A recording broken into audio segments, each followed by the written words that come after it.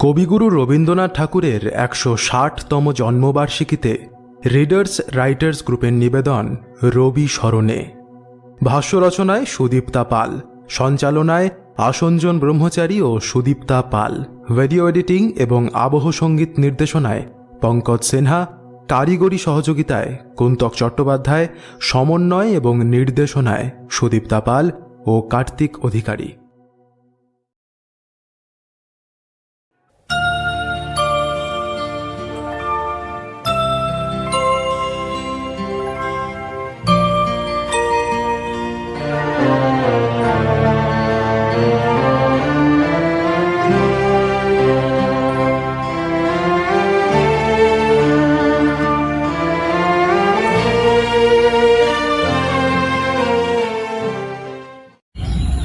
চির নূতনেরে দিল ডাক ২৫শে বৈশাখ।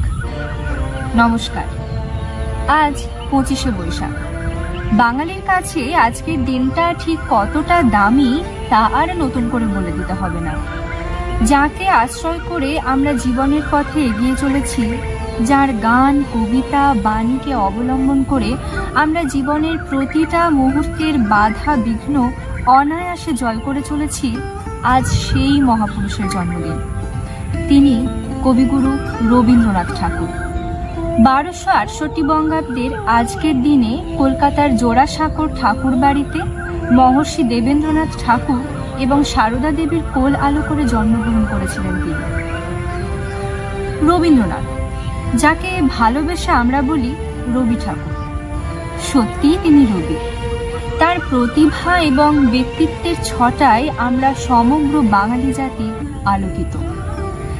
সেই পরম শ্রদ্ধেয় মানুষটির প্রতি আমাদের ভালোবাসা ও শ্রদ্ধা জ্ঞাপনের উদ্দেশ্যেই আজ আমরা শান্তিনিকেতন রিডার্স অ্যান্ড রাইটার্স গ্রুপের পক্ষ থেকে একটি ছোট্ট শ্রদ্ধাঞ্জলির আয়োজন করেছি। আমাদের এই অনুষ্ঠানের প্রথম নিবেদন হে নূতন, দেখা দিক আর বার জন্মেরও প্রথম শুভক্ষণ, পরিবেশনায় পঙ্কজ সিনহা। আসুন শুনে নিই তার কণ্ঠে এই গানটি।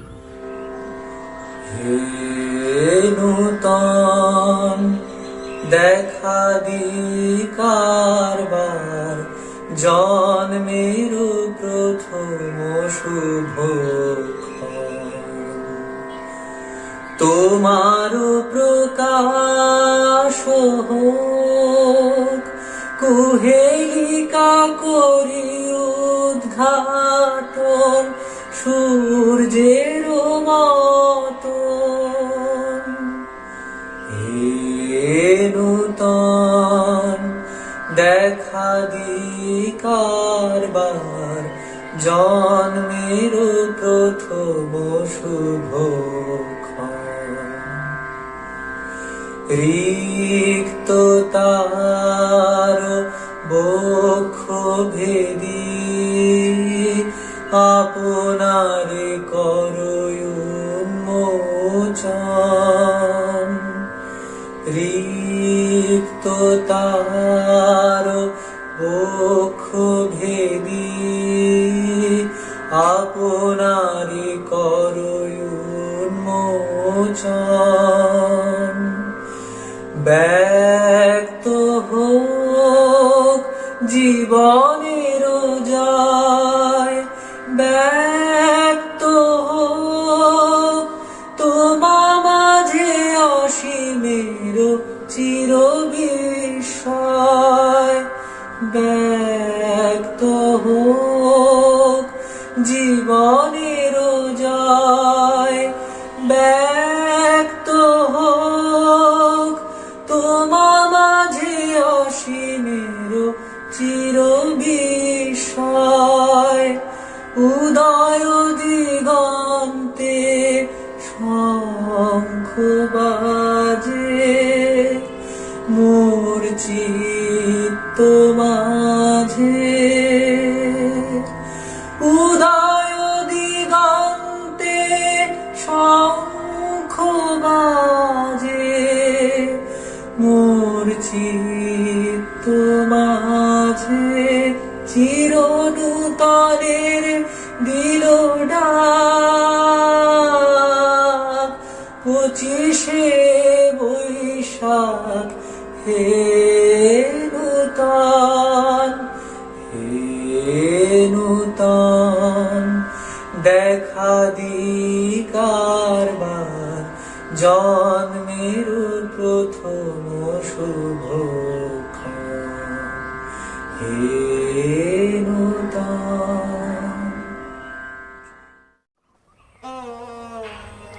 আপনারা কি একটা বিষয় লক্ষ্য করেছেন, যখন আমরা কথা বলি তখন আমরা মনের ভাব অনেক সময় প্রকাশ করতে পারি না, বা প্রকাশ করার ঠিকমতো পরিভাষা খুঁজে পাই না। রবীন্দ্রনাথ ঠাকুর এই কাজটি খুব সহজে করতে পারতেন। তিনি জানতেন কি করে কঠিন শব্দকে সহজভাবে বোঝানো যায়। তার কবিতাগুলোই তার প্রমাণ। এমনই একটি কবিতা খেয়া কাব্যগ্রন্থের অন্তর্গত কৃপণ। কবিতাটি আমরা শুনে নেব সুজাতা দাস বৈরাগ্যের কণ্ঠে। নমস্কার। কৃপণ, রবীন্দ্রনাথ ঠাকুর। আমি ভিক্ষা করে ফিরতেছিলেন গ্রামের পথে পথে, তুমি তখন চলেছিলে তোমার স্বর্ণরথে। অপূর্ব এক স্বপ্ন সম লাগতেছিল চক্ষে মম। কি বিচিত্র শোভা তোমার, কি বিচিত্র সাজ। আমি মনে ভাবতেছিলেন এ কোন মহারাজ। আজি শুভক্ষণে রাত পোহালো, ভেবেছিলেন তবে আজ আমাদের দ্বারে দ্বারে ফিরতে নাহি হবে।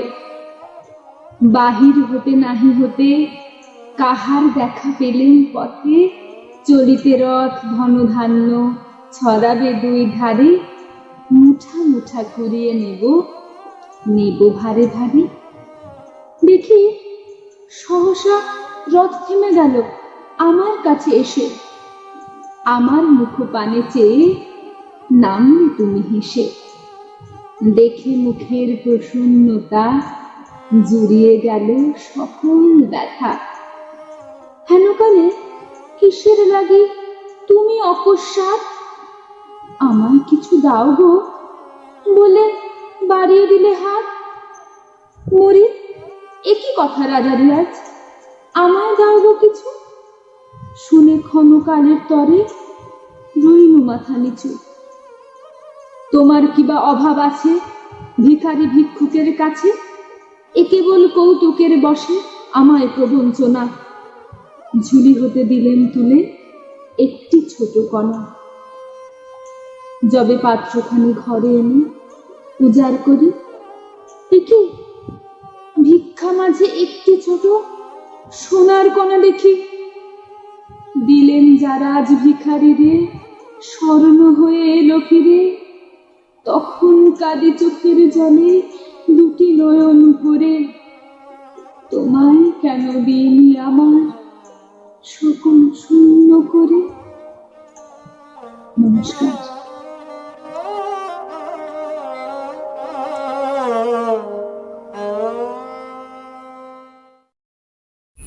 এই যে রবীন্দ্রনাথ এত সুন্দর ছন্দ মিলিয়ে কবিতা লিখেছেন, গান রচনা করেছেন, তার একটা কারণ তিনি প্রকৃতির মধ্যে, জীবনের মধ্যে ছন্দ খুঁজে পেয়েছিলেন।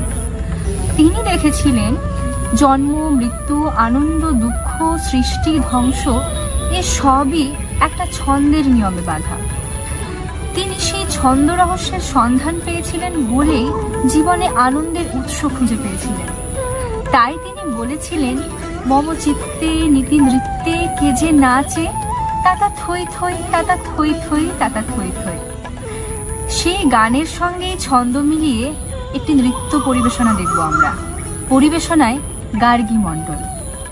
মম চিত্তে নীতি নৃত্যে কে যে নাচে, তাতা থই থই, তাতা থই থই, তাতা থই থই। মম চিত্তে নীতি নৃত্যে কে যে নাচে, তাতা থই থই, তাতা থই থই, তাতা থই থই। তারি সঙ্গে কি মৃদঙ্গে সদা বাজে, তাতা থই থই, তাতা থই থই, তাতা থই থই। তারি সঙ্গে কি মৃদঙ্গে সদা বাজে, তাতা থই থই, তাতা থই থই, তাতা থই থই। মম চিত্তে নীতি নৃত্যে কে যে নাচে, তাতা থই থই তাতা থই থই তাতা থই থই।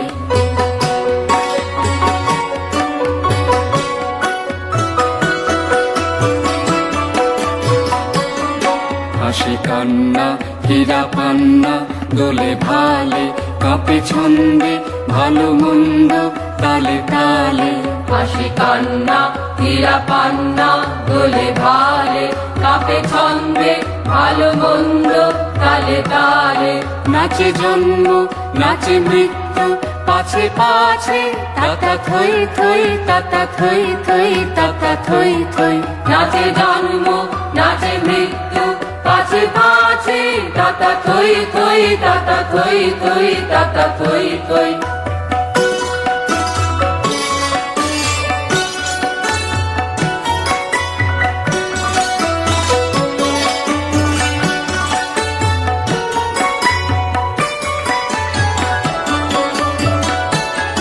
কি আনন্দ কি আনন্দ কি আনন্দ দিবারাত্রি নাচে মুক্তি নাচে বন্ধ। কি আনন্দ কি আনন্দ কি আনন্দ দিবারাত্রি নাচে মুক্তি নাচে বন্ধ। সীতারঙ্গে ছুটি রঙ্গে পাছে পাছে তাতা থই থই তাতা থই থই তাতা থই থই। সীতারঙ্গে ছুটি রঙ্গে পাছে পাছে তাতা থই থই তাতা থই থই তাতা থই থই। মম চিত্তে নিতে নিতে কে যে নাচে তাতা থই থই তাতা থই থই তাতা থই থই। মম চিত্তে নিতে নিতে কে যে নাচে তাতা থই থই তাতা থই থই তাতা থই থই। রবীন্দ্রনাথের গান আমাদের জীবনের প্রতিটা মুহূর্তের সঙ্গে প্রচণ্ড প্রাসঙ্গিক। চারিদিকে এত অন্ধকার এত স্তব্ধতা, এর মাঝে আমরা আমাদের নিজেদেরকে অন্ধকার গুহায় লুকিয়ে ফেলছি। আমরা মনে প্রাণে চাই যেন এক আলো এসে আমাদের সমস্ত কলুষতাকে ধুয়ে দিক, যেন আলোকের এই ঝর্ণা ধারায় ধুইয়ে দাও। সেই বেহালা সুর আমরা এখন শুনবো ইন্দ্রনীল কেশের হাত থেকে।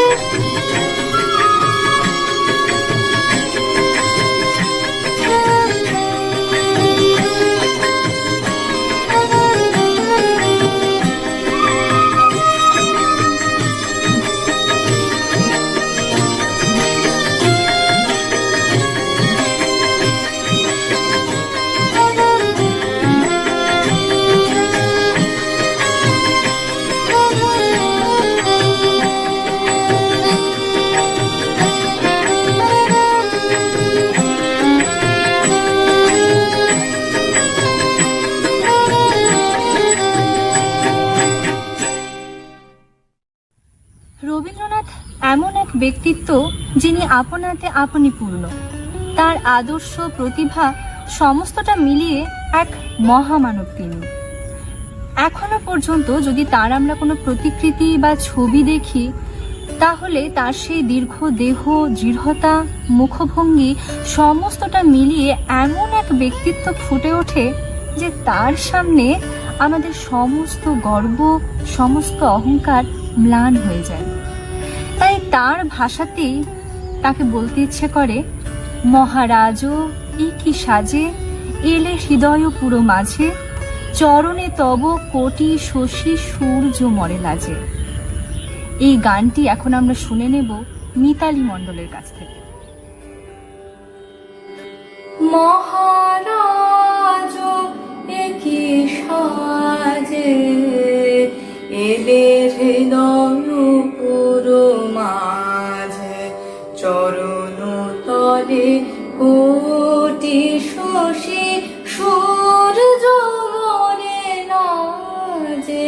মহারাজ কি সাজে, এলে হৃদয় পুরো মাঝে, গর্ব সব টুটিয়া, মূর্ছি পড়ে লুটিয়া, গর্ব সব টুটিয়া, মূর্ছি পড়ে লুটিয়া, সকল মম দেহ মন বিন্যাস সমবাজে। মহারাজ কি সাজে, এলে হৃদয় পুরো মাঝে, কি পুলক বেদনা বহিছে মধুবায়ে, কাননে যত পুষ্প ছিল মিলিল তব পায়ে, কি পুলক বেদনা বহিছে মধুবায়ে, কাননে যত পুষ্প ছিল মিলিল তব পায়ে, পলক নাহি নয়নে, হেরি না কিছু ভুবনে, পলক নাহি নয়নে, হেরি না কিছু ভুবনে, নিরখি শুধু অন্তরে সুন্দর বিরাজে। মহারাজ কি সাজে, এলে হৃদয় পুরো মাঝে, চরণ তলে কোটি শশী সূর্য মরে লাজে। মহারাজ কি সাজে, এলে হৃদয় পুরো মাঝে।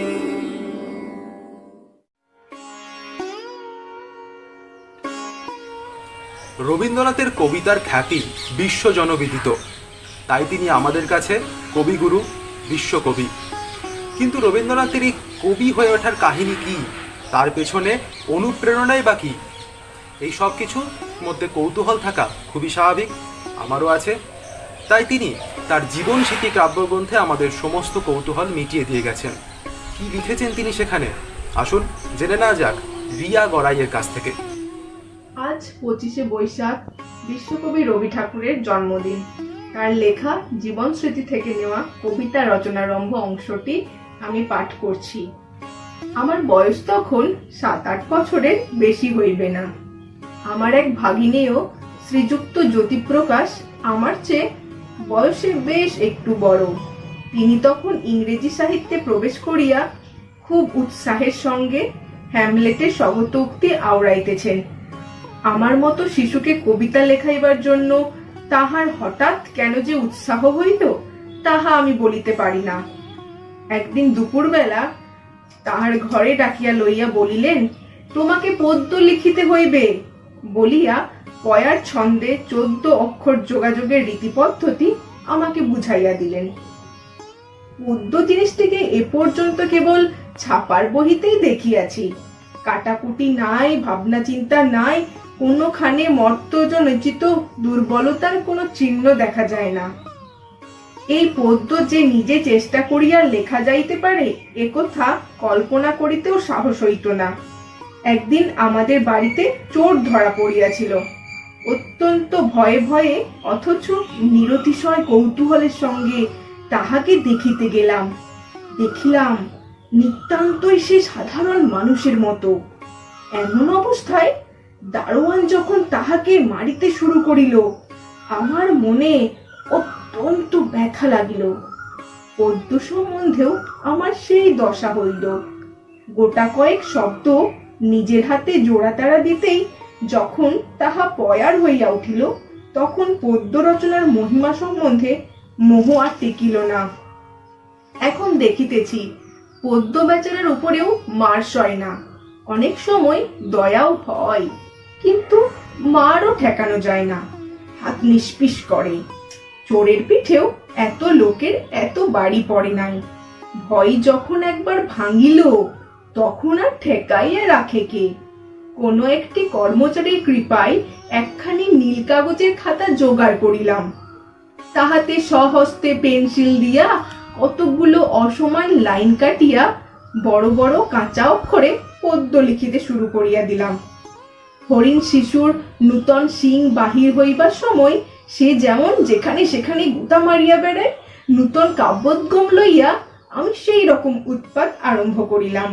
বিশেষত আমার দাদা আমার এই সকল রচনায় গর্ব অনুভব করিয়া শ্রোতা সংগ্রহের উৎসাহে সংসারকে একেবারে অতিষ্ঠ করিয়া তুলিলেন। মনে আছে একদিন একতলায় আমাদের জমিদারি কাছারির আমলাদের কাছে কবিত্ব ঘোষণা করিয়া আমরা দুই ভাই বাহির হইয়া আসিতেছি। এমন সময় তখনকার ন্যাশনাল পেপার পত্রের এডিটর শ্রীযুক্ত নবগোপাল মিত্র সবে মাত্র আমাদের বাড়িতে পদার্পণ করিয়াছেন। তৎক্ষণাৎ দাদা তাহাকে গ্রেফতার করিয়া কহিলেন, নবগোপাল বাবু, রবি একটা কবিতা লিখিয়াছে, শুনুন না। শুনাইতে বিলম্ব হইল না।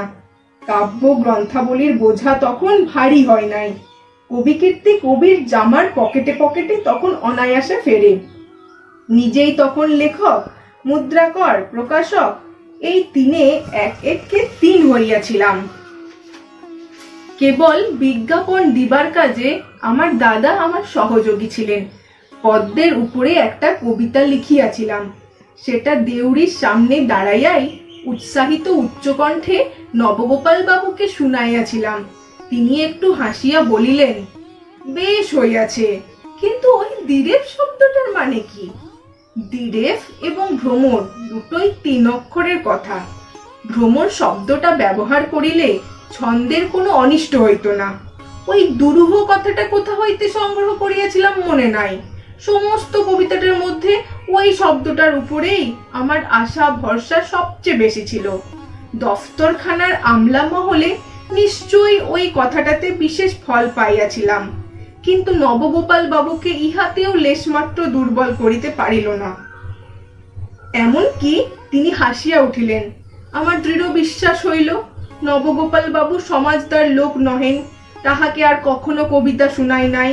তাহার পরে আমার বয়স অনেক হইয়াছে, কিন্তু কে সমাজদার কে নয় তাহা পরখ করিবার প্রণালীর বিশেষ পরিবর্তন হইয়াছে বলিয়া মনে হয় নাই। যাই হোক, নবগোপাল বাবু হাসিলেন বটে, কিন্তু দ্বিরেফ শব্দটা মধুপান মতো ভ্রমরেরই মতো সহস্থানে অবিচলিত রহিয়া গেল।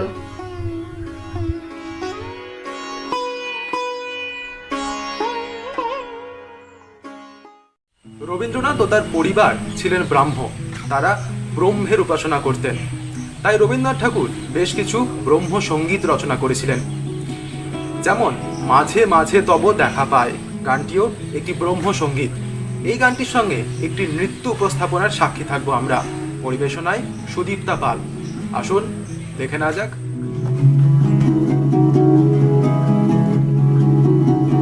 দে শ্রীচরণে বিষয় দিব অকাতরে বিষয় দিব তোমার লাগি বিষয় বাসনা বিসর্জন মাঝে মাঝে তব দেখা পাই চিরদিন কেন পাই না মাঝে মাঝে তব দেখা পাই চিরদিন কেন পাই না কেন মেঘ আসে হৃদয় আকাশে কেন মেঘ আসে হৃদয় আকাশে তোমারে দেখিতে দেয় না মোহ মেঘে তোমারে দেখিতে দেয় না মোহ মেঘে তোমারে অন্ধ করে রাখে তোমারে দেখিতে দেয় না মাঝে মাঝে তব দেখা পাই চিরদিন কেন পাই না মাঝে মাঝে তব দেখা পাই চিরদিন কেন পাই না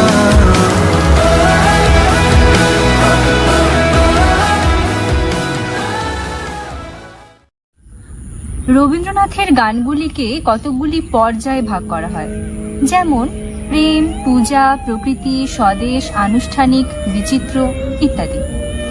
গানগুলির বিষয়বস্তু, ভাব বা তার উপলক্ষ্যকে অনুসরণ করে এই পর্যায়গুলি ভাগ করা হয়েছে। প্রত্যেকটা পর্যায়ের আলাদা আলাদা বৈশিষ্ট্য আছে। যেমন পূজা পর্যায়ের বৈশিষ্ট্য হল পূজা, ভক্তি বা নিবেদন। সেই পূজা জীবন দেবতার উদ্দেশ্যে হতে পারে, সৃষ্টিকর্তার উদ্দেশ্যে হতে পারে, কিংবা শ্রদ্ধেয় কারো প্রতিও হতে পারে। এরকমই পূজা পর্যায়ের একটি বিশিষ্ট গান হলো দাঁড়িয়ে আছো তুমি আমার গানের ওপারে। এখন সেই গানটি আমরা শুনে নেব সায়নী ভান্ডারীর কাছ থেকে। আসুন শুনে নি তার কণ্ঠে এই গানটি। দাঁড়িয়ে আছো তুমি আমার গানের পারে, আমার সুরগুলি পাই চরণ, আমি পাইনি তোমারে।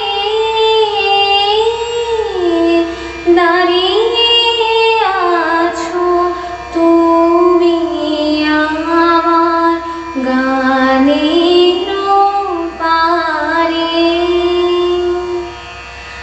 বাতাস বহে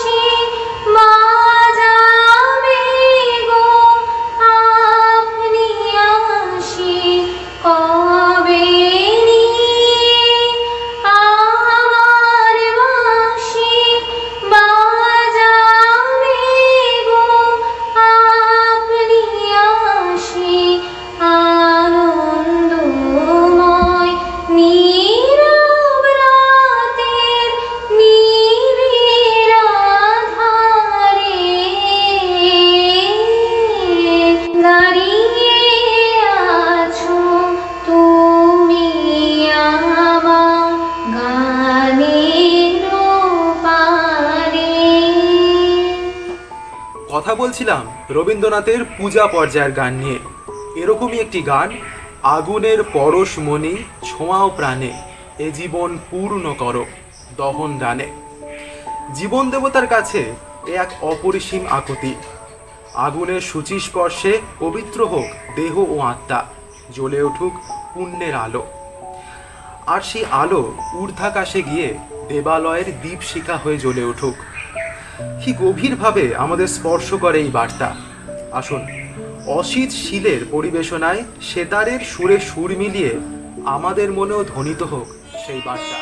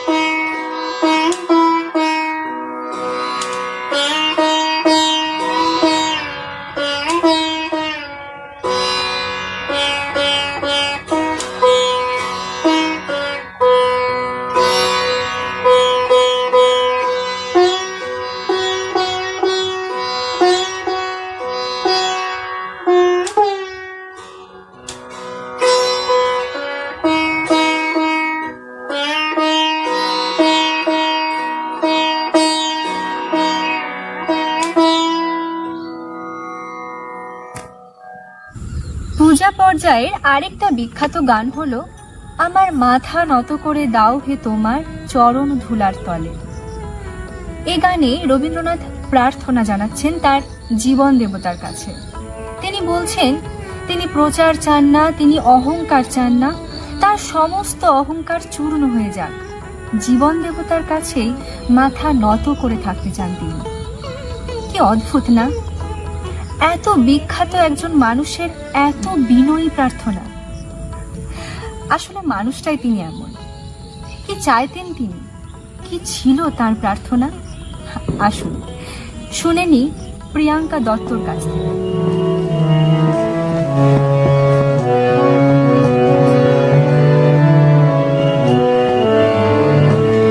আমার মাথা নত করে দাও হে তোমার চরণ ধুলার তলে।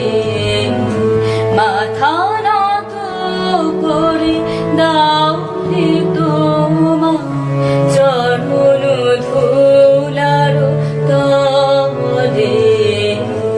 সকল অহংকার হে আমার ডুবাও চোখের জলে।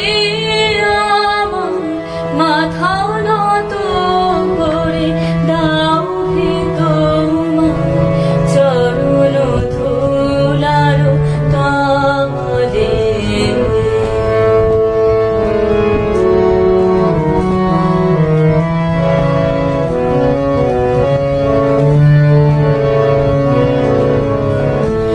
নিজের করিতে গৌরবদান, নিজের কেবলি করিয়া অপমান।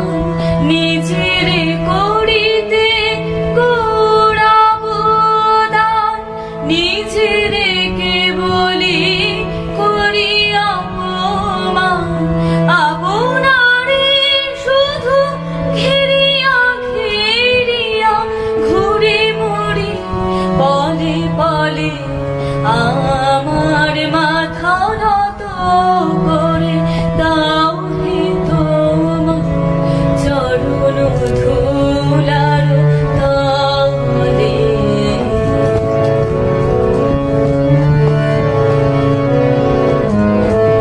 আমারে না যেন করি প্রচার, আমারও আপন কাজে। তোমারি ইচ্ছা করো হে পূর্ণ আমারও জীবন মাঝে। আমারে না যেন করি প্রচার, আমারও আপন কাজে।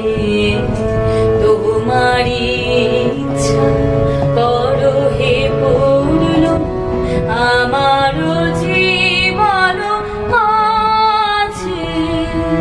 যাচ্ছি তোমার চরম শান্তি, পরাণে তোমার পরম কান্তি। যাচ্ছি তোমার চরম শান্তি, পরাণে তোমার পরম কান্তি। আমারে আড়াল করিয়া দাঁড়াও হৃদয় পদ্ম দলে। আমার মাথা নত করে দাও হে তোমার চরণ ধুলার তলে। সকল অহংকার হে আমার ডুবাও চোখের জলে।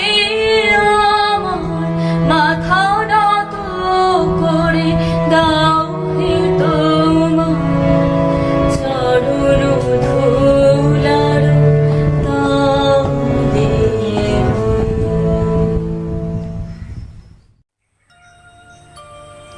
রবীন্দ্রনাথ ঠাকুর আমাদের মনের মানুষ, প্রাণের কবি।